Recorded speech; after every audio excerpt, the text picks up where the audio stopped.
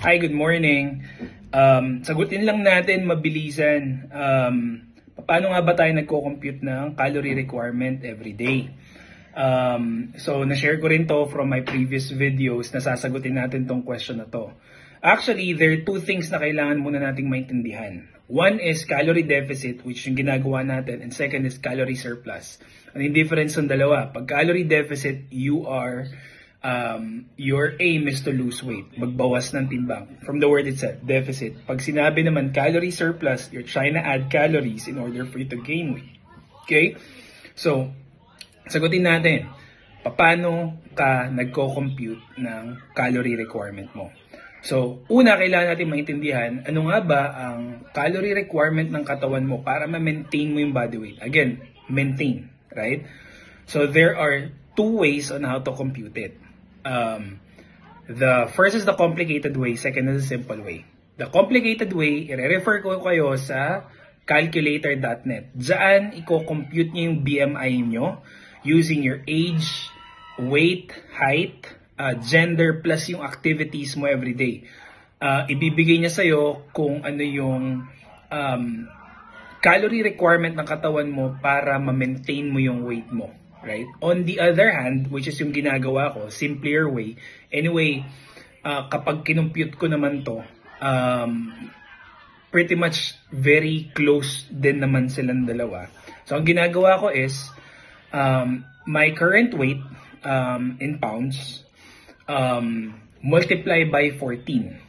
Yung result niyan, yan yung calorie requirement to maintain my body weight. So, in my case, 269, papakita ko na lang dito, 269 multiplied by 14 is equals to 3,766.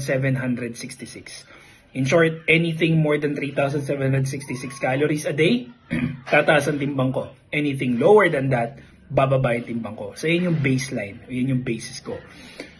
Bumababa ba yan, Neil? Nagbabago ba yan? Yes. Kapag mas bumaba yung timbang mo, syempre kapag minultiply mo yan sa 40, mas mababa na yung calorie requirement or calorie requirement mo to maintain your body weight every day. So, base rin sa mga napapanood ko, in order for you to have your deficit, right, ang ginagawa nila is nagdeduct sila ng 400 to 600 doon sa maintaining calorie mo.